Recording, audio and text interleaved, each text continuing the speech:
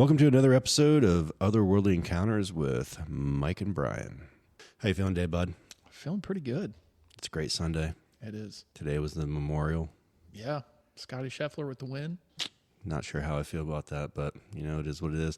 I can't say I don't like the guy, but, man, he's just so boring. But boring wins tournaments, as you can tell. I mean, him and Tiger both now have, photos in the orange jumpsuit, so. That's true. Yeah. Fucking great. Hey, Brian, but before we get started, I just want to give some, remembrance, if that's a word, to 5 of my fallen brothers who today is their end of watch on June 9th, but back in 2005. So 19 years ago in the Al-Anbar province of Iraq. So I just want to give a shout out to him and his all of them and their families on this day. But all right, Brian, so what is your weapon of choice today? Today I've got a harp. It was in the back of the fridge, so it's a little frozen, but that's what I'm going to roll with. Hey, man, it'll thaw out before the end. Yeah. And I am going to go with our trusty garage beer. Yeah. So here we go. All right, Brian, what are we talking about today, bud? Oh, that is foamy. Boy, There was definitely frozen. that was definitely frozen. Yeah. Yeah. Slurp that up there a little bit. Mm-hmm. All right, so what are we talking about today? So today we're going to, last week we covered Fravor, pilot, and today we're going to do another pilot. We're going to talk about Ryan Graves. All right, so let's get into it. All right. Well, let's do just a couple minute recap from last week for everybody. That was the David Fravor episode. That was a 2004 encounter off the USS Nimitz, the west coast of the United States. And Fravor was an experienced guy, 24 years military service, 18 as a pilot. And today we're going to talk about Ryan Graves. So he was an East Coast guy. So I think that's kind of interesting. So West Coast, we talked about Fravor. That was the Tic Tac. Today we're going to talk about Ryan Graves, which is East Coast and a little bit of a different UAP shape. So we kind of got like the Tupac and Biggie episode going on right now. That's what it is. It's West Coast versus East Coast. All right. Well, yeah, I guess our listeners will get to pick whether they're East Coasters or West Coasters here moving forward. That's it. Well, let's just get right into it. I want to give a little bit of background about Ryan Graves, because we did that with Fravor too. So Graves spent 11 years in the Navy flying F-18s as a lieutenant, and he was also a flight instructor. He had 2 deployments, Operations Enduring Freedom and Inherent Resolve. He joined the Navy in 2009, and I think this is interesting, and I always give a little more credence to somebody if they have some pretty legit scholastic background, and Ryan Graves has a bachelor's in mechanical and aerospace engineering. He was part of VFA 11, which is the Red Rippers, and that's an FA-18 Super Hornet attack squadron. Yeah, I mean, it just shows that, he's not a dum-dum. He's obviously a very intelligent guy. His educational background obviously proves that. Yep. Let's dive in. Let's talk about the incident. But I guess my question is, before you get started, Yeah. does his scholastic background still exist after he came forward here? Well, that's a good question. As far as I'm aware, but I didn't research it. I don't know if this is the bobbles are, and we can't really make definitive determinations there. I don't know. All right. Well, this is going to be exciting. I'm looking forward to it. Let's get into it. So the incident. So David Fravor was 2004, so we're advancing 10 years. So now we're talking about 2014. So in 10 years, there's only been 2 people that have come forward with seeing UAPs, UFOs that we know of publicly. I don't even know that we can say that. These are the really well publicized events. And I think, and we'll talk a little bit more about it today, but I think there's a lot more events. And part of what Ryan Graves is doing is trying to collect the information on those events, because it's one of those things where the more volume of encounters and witnesses that you can put together, and maybe corroborate flight characteristics or radar imagery or whatever it is, I think the stronger the argument you can have for or against. So these are at least the 2 we're talking about. Doesn't mean there aren't more, and I'm sure there probably are. Well, if there are more, I would love for them to call in. Or Please call in. send Right. us. Like, we want to hear. Let's about talk this about stuff. it. Yeah, absolutely. Over a beer.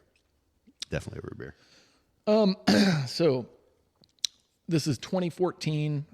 They're doing workups for an upcoming deployment. They're in the East Coast of the United States. They're off of Virginia. And I think this is kind of interesting. Part of what Graves talks about is every time they come back prior to a workup, the planes go through all their upgrades. They get, whatever the latest tech that's out. If it's been advanced, the planes get upgraded with it. And their radars had been upgraded to APG-79. I don't know what that means, but in the context of this encounter, what it meant is that they went from not really seeing anything on radar to seeing stuff out there all the time.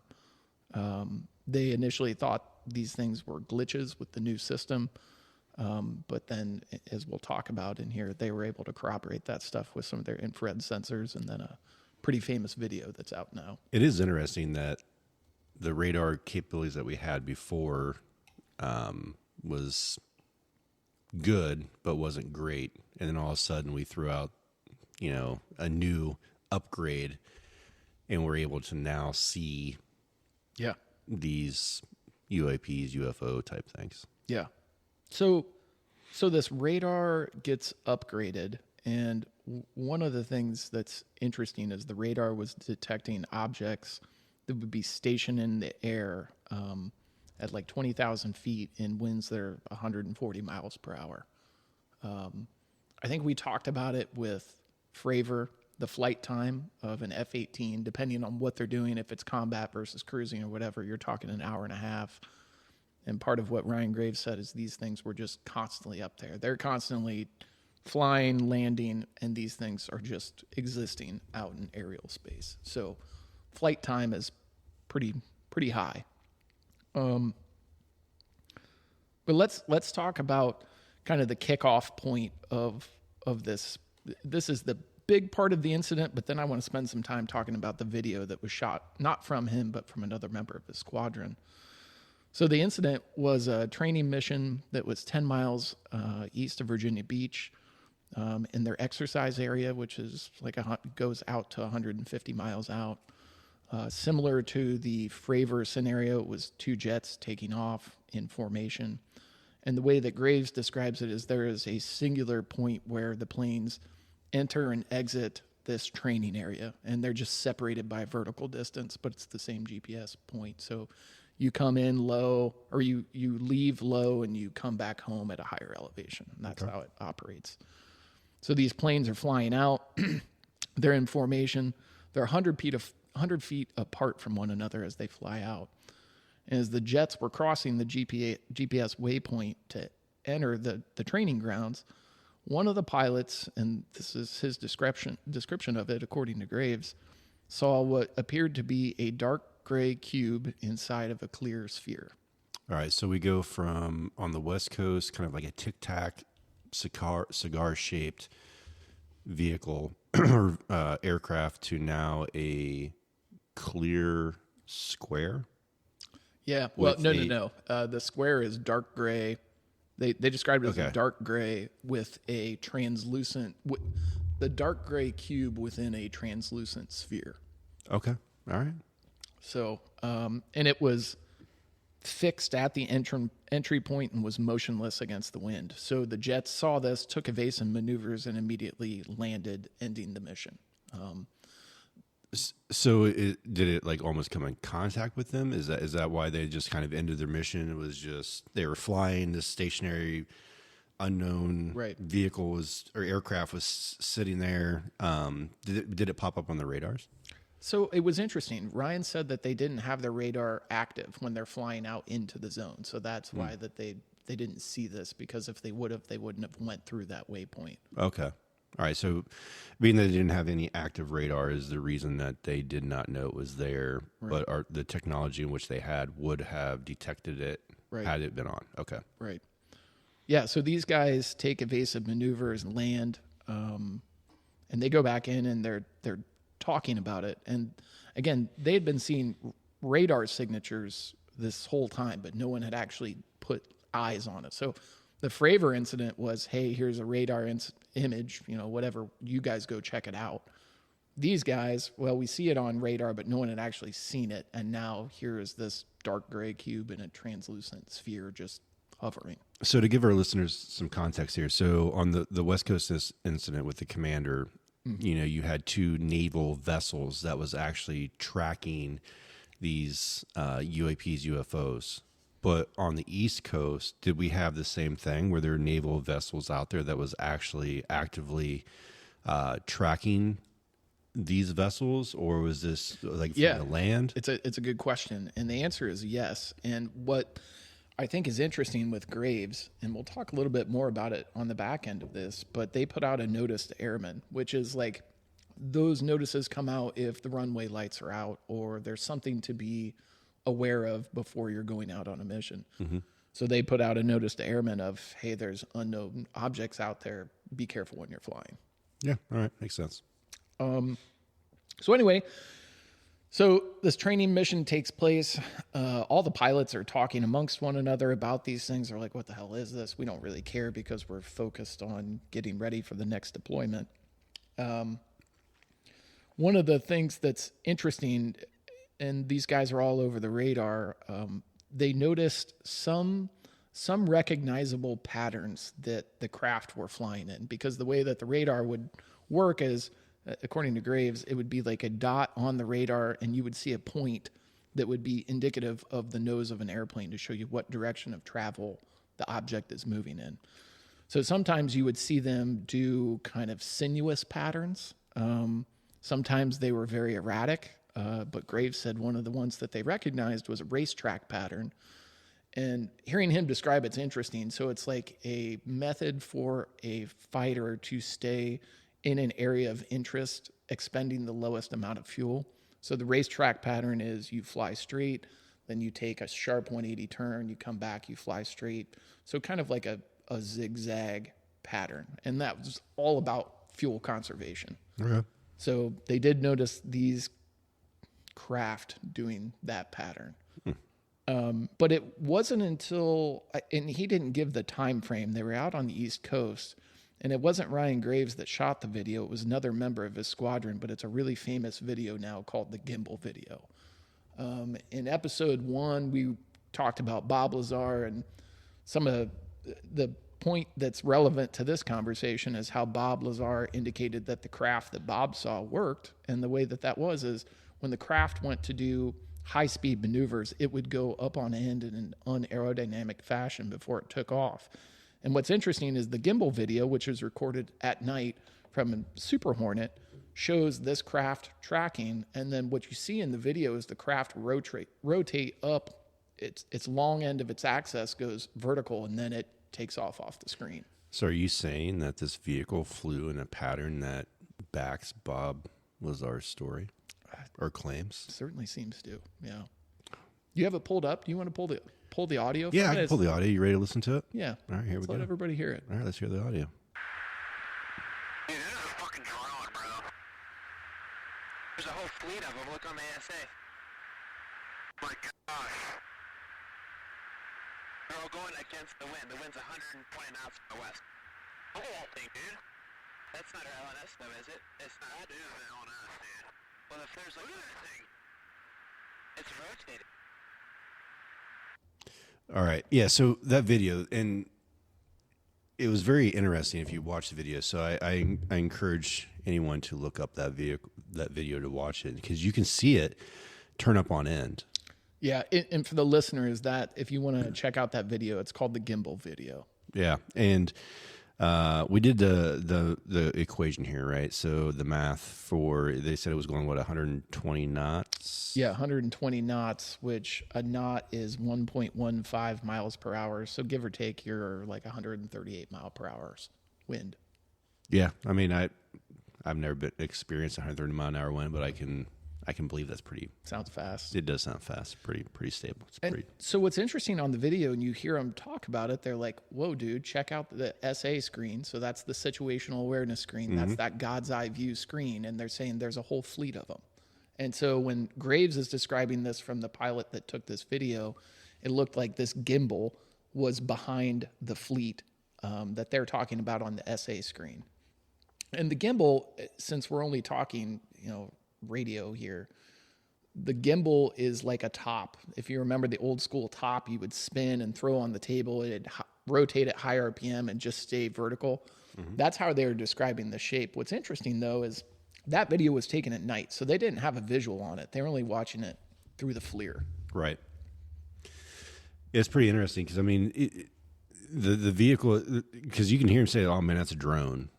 Right. But if you watch the video, there's no rotor wash. There's no jet, propulsion that you can see. Like it's literally, but the cool thing about the video is it literally looks like a flying saucer. Yeah, it looks like the classic saucer shape. It does, right? It goes, if you think of like the flying saucer, it kind of goes up in the point at the top and then it has kind of a point at the bottom. But as you're watching it, it goes, so if you think just like the point top and bottom as horizontal, all of a sudden it just goes vertical and then that's it. So again, is Bob Lazar full of shit? I don't know.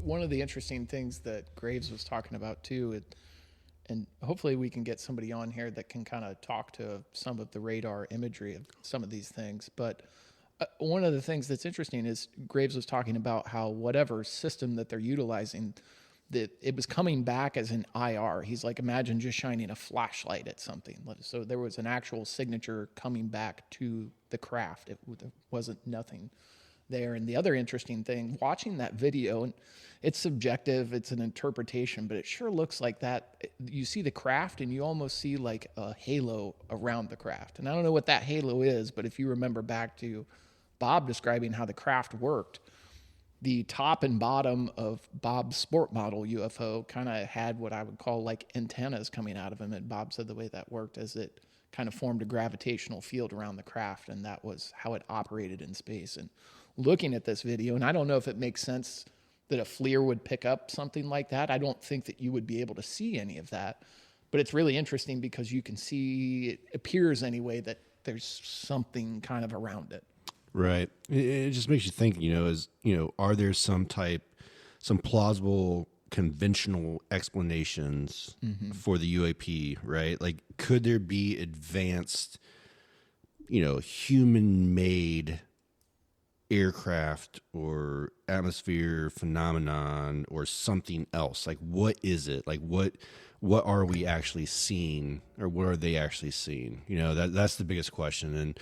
And I would love to maybe eventually get somebody on here that might be able to kind of take a deeper dive into that than you and I. But that's where my mind's going right now. Like, is it actually explainable? Is, obviously this is a podcast about extraterrestrial and UAPs, UFOs, right? Like, I think you want it to be a UFO of some sort. I think it'd be kind of cool if it was, because again, I'm a tweener, right? Yeah, even if it's not, even if it's high-end government tech, it would be pretty amazing to know that we have stuff out there. And we know that things are being developed that we're not aware of. There's no question about it. But the way that these can perform in such a significantly improved manner over anything that we have would lead me to believe that's not us. Yeah, I mean, I kind of feel like we're in an episode of the Jetsons at this point. They've got those vehicles. If you think of the Jetsons, the vehicles that they flew around in, what do they look like? UFOs, right? So I'm not saying that we're there yet, but it would be pretty neat if the government was or has some type of vehicle that looks like that. Yeah. And so what makes Graves' story interesting, and again, what's interesting is this isn't Graves that recorded this. This was just a member of his squadron. That's the same thing with the Go Fast video that's out there. I don't believe that was from Graves' squadron, but that was from the same area that they encountered this gimbal video and then this black cube and this translucent sphere. That's another one that's out there. I don't know, Mike, is that something that you have pulled up that we could play too? Yeah, we can give her a shot here. Let's see if we can't pull up the audio from that one, because the dude's super excited when he actually gets it on. Right. When he gets it tracked.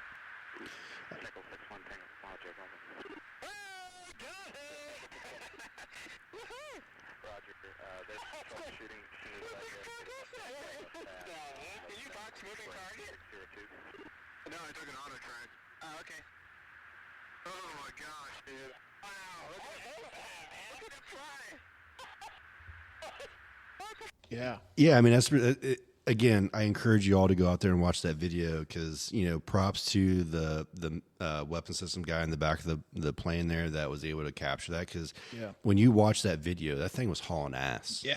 And to be able to get, their tracking system to lock onto that as fast as it was actually moving. I mean, they're at 25,000 feet, according if I'm reading the screen correctly from our knowledge from the commander, right, on what all these little things mean. Yep. It doesn't give me a speed that I can see on the screen, but I mean that was pretty badass, man. Yeah. Yeah. And so now we've got 2 videos out on the East Coast of these different objects that aren't ours. We don't know whose they are that are operating in our airspace. And the approach that Graves has taken is, I think, a really good one, which is I don't care what these things are, but the safety of our craft and our pilots should always be the top priority. So if these are black ops, if these are things that are unknown, somebody needs to study them and figure out what's going on. And Graves has said, and I agree with him, the Super Hornet's built to be an attack craft. It's not built for, research. And somebody should take the time to look into this, if for no other reason than to ensure the safety of our pilots that are up there operating. Because the original incident, we had 2 jets, I think a jet's $70 million or something. They cost $30,000 an hour to fly. And we nearly hit one with this cube in a sphere. And so the question is not so much what are these things, but how do we get better at tracking them so we can ensure our pilot safety? Well, I mean, you brought up a good point, right? And he's right. I don't care what they are, but we need just if you're going to be training, if we have some type of top line equipment, right, that obviously is under some type of black ops or whatever. If we're going to be out in that space, you need to fucking tell us about it. Right. But the one thing that I found, being I was prior military, is the military doesn't really communicate well with the personnel within the military, right? So you have you have infantry, then you have air, and then you have spec ops, and you have whatever. But the spec ops doesn't always talk to the ground guys, and always talk to the air guys because they have a specific mission, and if the details of that mission are released, it could compromise said mission. So I get, for the most part, I get why some things aren't passed amongst other military personnel, but I don't always agree with it, right? Because you don't have to tell me what the fuck your mission is. Just tell me you're going to be in the fucking area. Right. So we don't have blue on blue or green on green, right? However you want to phrase it. Right. We don't want you fucking us up, and we don't want to fuck you up, right? So just say you're going to be over here. Yeah, and what's interesting, so the Graves incident in my mind is just as interesting as Fravors, but I think Graves' approach, what he did post incident, is equally as interesting. And so Graves founded the Americans for Safe Aerospace, and it currently consists of about 5,000 members, and they've got 30 UAP witnesses. And this was part of Graves' testimony to Congress, and we'll get into that next week on kind of the conclusion of this 3-part series that we're putting together. But going back to what Graves talked about is, I don't care what these are, but we need to have better awareness around them to ensure our pilot safety as we're operating in the same airspace that these craft are. Right. And just be transparent. You don't have to be transparent to necessarily the American people, but at least be transparent to your pilots who are going to be out there. Give them a heads up. Say, hey, in the last 24 hours, we've experienced X amount of unexplained vehicles out there. Be on the alert or heads up. You could run into whatever. Yeah. So like the notice to airmen that went out of, hey, there are these craft out in our airspace. Be careful. That's something. But to me, what's more important is that's an acknowledgement from a higher level saying that, hey, there are things out here operating that we don't really know what they are, but we have our own thing to do. We have to figure out how to play somewhere in the middle between all these. Which is scary if you think about it. It's terrifying. It's definitely terrifying. So Graves, Graves is founding this Americans for Safe Aerospace outfit. He's got 30 UAP witnesses, and I think what he's trying to do and what his stance is, and I agree with it, safety doesn't happen in a box. We have to talk about it in order to improve. So right now there's no mechanism, and I shouldn't say that because now there is, but we'll talk about that more next week, for reporting these incidents. I think there is a thought that these incidents don't routinely happen, but it sounds like that they do happen on a fairly recurring frequency. And the more that we talk about it, the more that we can understand. And I think if there's not a concentrated effort to look into it and understand it at a level to which somebody has the monetary backing to do it appropriately, then we're just going to keep kind of talking about these incidents in a passive manner. It'd be nice to have a proactive group to go out and look at it. And there is, and again, we'll wrap that kind of into our episode next week. I know we talked about last week when we were talking about Fravor ATIP, which is the Anomalous Threat ID program that was led by Lou Elizondo. And we talked about in 2017 when he quit, the To the Stars Academy came out and the New York Times article came out releasing the Gimbal video and the Go Fast video, as well as Fravor's video. So there's some work being done to be more proactive and conversational about this on the front end, but this is really outside of the government, and I feel like we need the government to take the lead on this. Yeah, but they're obviously probably taking the lead right now, but it's one of those things that we will not know or hear until something significant happens. But even if something significant happens, it will be a training accident. Yeah, right. Yeah, exactly. No, I'm serious. It's like if one of those, like in this case, right, you have this UAP that's flying. If it would have hit one of our vehicles, it would have been a training accident. Yeah. Regardless what anybody would have said, they at that point, the wingman, they would have been silenced, and we would have never heard of it. Mm-hmm.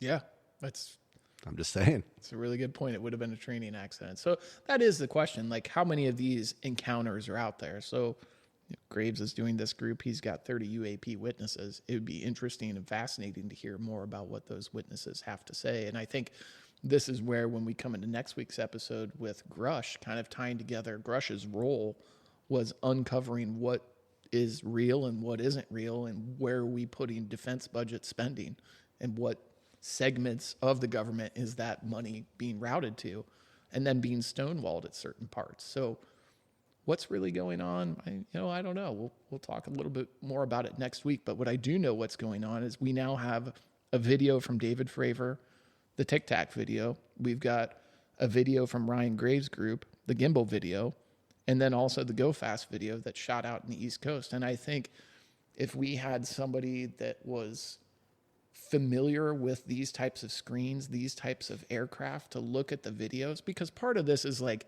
you can fake anything anymore with AI. Like, make me a video of an alien encounter, and you can make that happen. So but we're talking about video from 2004 and 2014. So we're pre-AI at this point. Right. But moving forward, we have to stay cognizant that could be something that plays into this. Well, we're pre-public AI.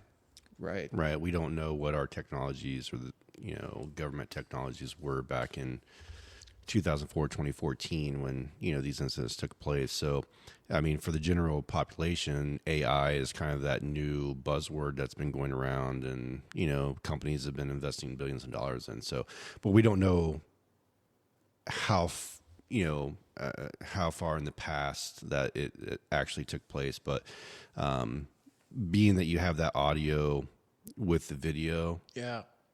And it's obviously, I think that Graves would have came out and said, no, that's not my weapon system person's voice or whatever, if it wasn't real. I think that's a good point. And I think one of the and we haven't talked about this, but I think one of the things for myself when I'm listening to these things, my mind automatically goes to, well, how do you debunk this? And for me, one of the things is, why is it Ryan Graves talking about this when Ryan Graves wasn't the one that shot the video? It was somebody else from his squadron. And when he's been approached about that, the answer comes back as there is a stigma attached to encounters with craft like these. There's no reporting mechanism in place.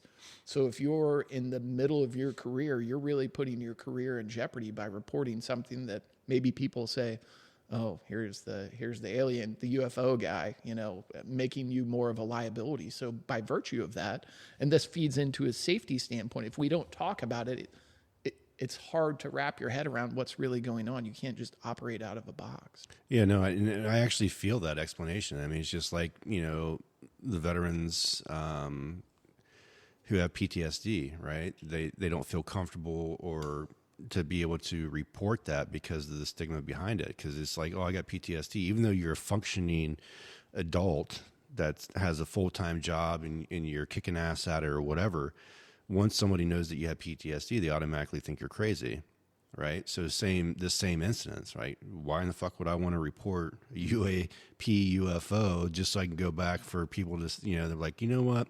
We really don't know if you're fit to fly a plane because now you're seeing shit. It's an illusion. That's it. A very expensive plane too. Yeah, absolutely. So I feel that. I truly do. From my military experience and stuff and, dealing with mental health and all that, I feel that. I truly do. So I get where they're coming from there. Mm-hmm.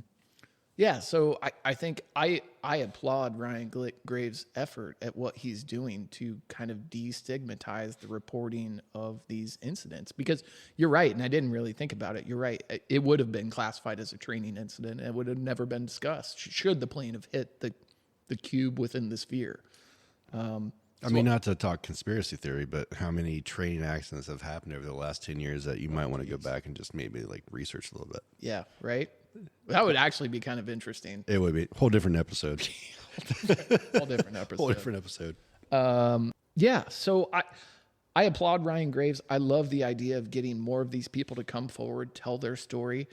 You and I have talked about it at length, and I think the problem with this subject and the reason that the stigma exists is that there's, who knows, millions, I'm sure, probably of UFO reported encounters and happenings and different things. And from my experience looking into them, probably 90% of them are bullshit. They're crazy people. So I get that's where the stigma comes from. But I think you have to separate stigma from, some homeowner in a rural part of the country reporting an encounter versus someone that's been trained in our military to fly some of the most elite craft that we have in an arsenal. And then that reporting, the credence that I give to those two reports, I'm always going to side on the air of the guy who has, like Fravor, 4,000 hours of flight time. You've seen a whole bunch of stuff. That's right. That's a lot of hours. And obviously you can differentiate, planes from other aerial vehicles, right? You've with that many flight hours, and even with Graves, right? Mm-hmm. He can, if he's in air, when he's looking at the ground, he can say, "Oh, this is a bridge. This is a river. This is the ocean. This is a sub. This is an airplane. A carrier. And this is when I'm in the sky. This is an airplane, a Cessna, right? I can't explain that. Yeah, and it's probably helpful for listeners too. I mean, being a safety person myself, to put in context, 4,000 hours. So a working year consists of 2,000 hours in a year. So we're talking 2 full years of being in the air flying a craft. I mean, that is significant. But then to your point that you made last week for the last podcast, they're only in the air for about an hour and a half. Yeah, and these things are up there forever. So think about that. You only have enough fuel for an hour and a half, but you flew 4,000 missions, you got 4,000 hours. That is a lot of time in the sky. Yeah. Yeah. It's not all at once. You're not up there for 8 hours. You're up there for an hour. I mean, that's a lot of flight time. And the thing that makes these interesting, again, what makes them more interesting topics and stories to talk about is it's not just a story. It's not just Travis Walton where there's nothing tangible to go with the story. It's literally just a story, and either you believe it or not. With Fravor, we have the Tic Tac video, and Graves, we've got the Gimbal video, as well as the Go Fast video, also shot in the same area. So you've got video from these craft, from their system saying, yep, it's corroborating the story. And I still think Travis Walton is bullshit. Yeah. I'm just throwing that plug out there right now. I don't think we've ever got to the bottom of the number of coincidences. I know we said it at 6, but I feel like there's just too many for that one. Yeah, I mean, again, to our listeners, how many coincidences does it take for a coincidence to be a coincidence? I would really like to, like, if we had 10 viewers write in, we'll do the average, right? And whatever the average is, that's what we'll go with as a coincidence to be a coincidence. So what do you think, Mike, about the Graves story? Do you feel like there's some credence here? You think you got some questions that you'd need to have answered to buy in a little bit more? Well, yeah, I mean, there's definitely credence to the actual event, right? The video helps, obviously. The fact that he came forward and he's willing to put his reputation and his reputation on the line, but also his employment. You know, I don't know if he's still in the military or not, but you're looking at your credibility, your reputation, you know. But if he feels that compelled to come forward, and even if it's, again, not to just say, yeah, there's UFOs or UAPs out there, but just for the safety concern of it, just to say, hey, you know, if you have black ops operations operating in Zone A, and we're working inside or outside Zone A, you need to let us know that. And that I appreciate. Now, do I think that if these were actually UFOs, UAPs, is the government going to come out and say, yes, that this is an unidentified flying object? No, I don't expect that.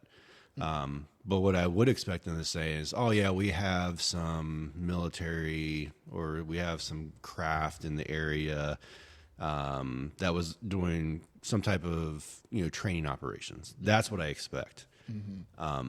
But he's right, man. It comes down to the safety of our pilots and our men and women on the ground. Like, just be transparent about it.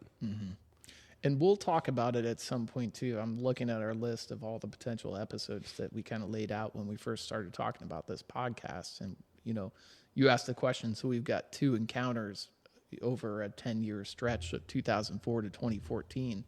But there are some other encounters where video has come out. And again, those are the ones that I want to focus on. I'd like to focus less on the stories and more on the things that we can corroborate either with video, radar, or something like that.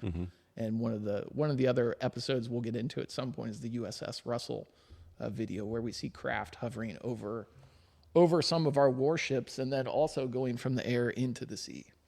Yeah, I mean, I guess one of the questions, and even for me, like, I don't really pay attention too much to the news, or I'm not on a lot of social media stuff, but like, what was the media's response to this? Now, obviously, like, when they first came out and they're talking in front of Congress or the Senate, whichever one they were doing, like, what was their response to this account? And were they making it out to be just some like BS story? Were they actually like involved, like into the weeds? Like, yeah, man, like this could actually be true. Is the government covering something up? Like, what was the response? Do you know? So I watched part of the hearing, and it's interesting, and it might be something worthwhile for us to pull, because the written statement from Fravor and from Graves, as well as Grush, is all available. You can go online and grab that and read verbatim what they said. But from the small section that I saw, like, the questions were really good. The members that were hearing that, and like AOC was there and asking questions back and talking about it. You know, the same thing.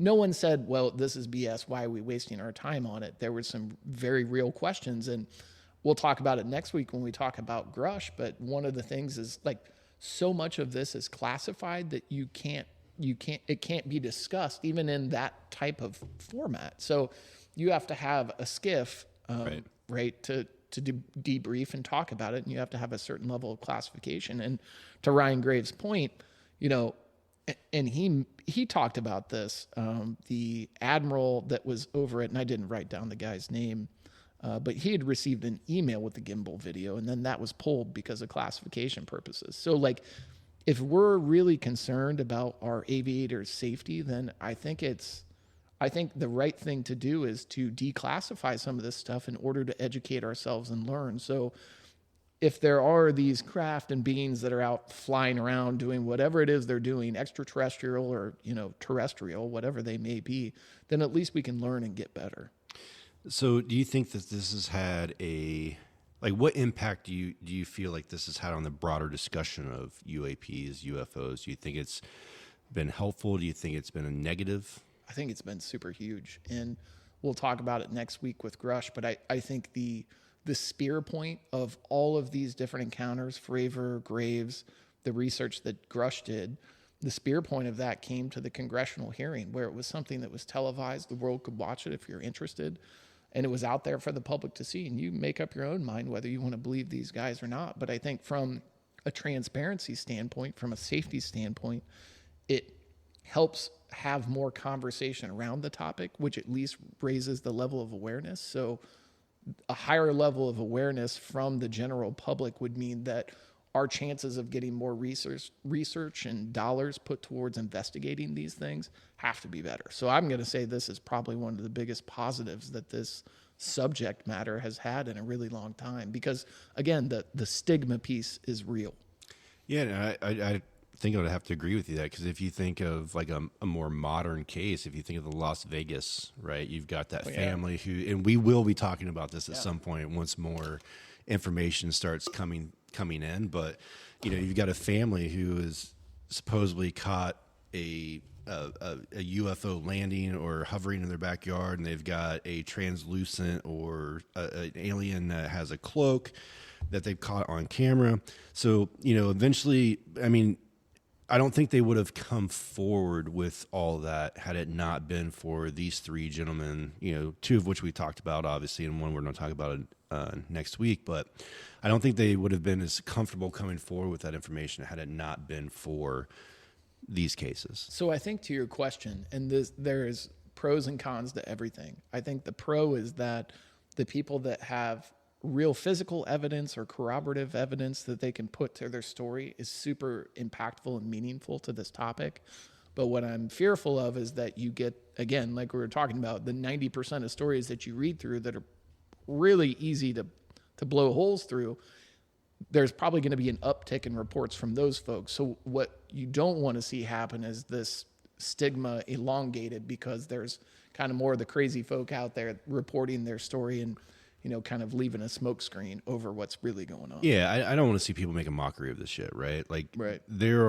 Because it's not helpful. It's not helpful for those who actually feel like they did witness something or they did experience something. Mm-hmm. If we just go out there and start making a mockery of it, no one's going to believe anybody. Right. And that's the part that I have an issue with. And that's kind of where I think I fall in when I say I'm a betweener, is just because there's so much bullshit that it's out there that I feel is bullshit. I'm not saying it actually is, but I'm just saying in my own mind it's such bullshit. But then you come up with this stuff where you got the evidence that would support their claim. That's where that's where I go back and forth, because I want to believe it. I truly do. I want to believe it. Do I want to believe that there's people flying around in space? Kinda, but not, because it's scary as fuck, right? Like, obviously, we've already proven with some of these cases that their technology is so much superior than ours, which is scary.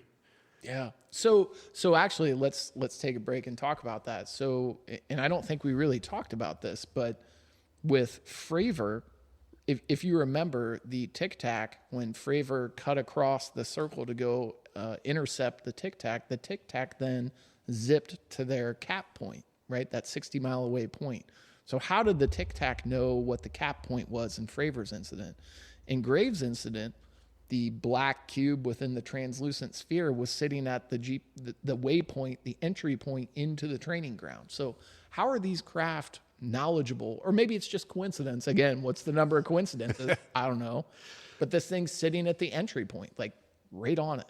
Yeah, and that's the scary part, right? The United States or the American people want to believe that we are superior in everything. Yeah. And in some ways, I believe we are. Yeah. But now we're starting to look at maybe we're not as superior as we think we are, especially when it comes to, aircraft and some other things. So, and that's the part that scares me. Like, I want it to be real, but I don't want it to be real, because at some point, I mean, we can fall victim to these people, if it truly is aliens, right? And obviously none of our technology, if they're able to hack in or disrupt our technology, that means nothing we have is going to be more superior than what they have.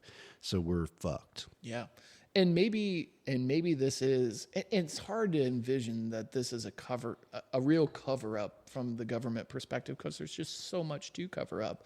But what if the truth is so damning that the reality is the government knows that they can't protect us, and we have some unwritten agreement with whatever this is, that you do your thing, we do ours, and we're just never going to talk about it because humanity can't handle whatever that truth is. Maybe it's the farm lab zoo scenario of what we are to whatever these beings are. But maybe that reality is out there, and somebody in some program knows about it and doesn't want to talk about it because it's that bad. Well, if there is a contract, they come back and beam Travis Walton back up? Yeah. Well, then he might have a story to talk about. Then we'll fucking talk about it. Yeah. Right? Just make sure it's legit. Yeah. This time. Yeah, absolutely. All right, Brian. So what do you think? Is there anything else we need to discuss about Graves, or is that pretty much it right now? That's pretty much the Graves story. We'll pull it all together next week when we talk about Grush and the congressional hearing. Yeah. All right. To all our listeners out there, I hope you enjoyed this podcast. If you did, don't forget to like, share, and what was I going with that, Brian? Spread the good word. I think the one thing that we got to hit on before we get out of here. Oh, yeah, I forgot, man. We got to talk about, God, man, I'm losing my mind today. Yeah. We got, what is Ryan Graves? What's his cocktail choice? All right. So when I think of Graves, I'm thinking a Long Island iced tea. Really? Yeah, dude. I just I'm thinking he's like Long Island. I think he's just a chill dude, man. I think he's just he's a super intelligent guy who would sit there and just enjoy a nice Long Island iced tea. Okay. I feel like Graves is going to be a beer guy, and I'm going to say Amstel Light. How about that? Wow. All right. Yeah. That's something right there. Amstel Light. All right. I hope at some point some of these guys actually listen to this and then write or let us know, like, you guys are so far off on what the drink of choice is. Not even close. Like, I really hope they do. Like, he's going to be like, how did you know Long Island iced tea was my drink of choice? I would piss myself. Yeah. I really would. It'd be really funny. If he wrote in and is like, hey, like, you're right, I do enjoy a Long Island iced tea, but I also like shots of Jaeger or Goldschlager with every glass. I'm like, you know what? I'll give you that. Kudos, right? sir. Yeah, kudos to you. Yeah. All right, Brian. Well, that pretty much wraps up this episode. Sweet. Well, as we always say, keep your mind open and your eyes on the sky. You never know what's going to fly by. And until next time, we'll catch you at the next one.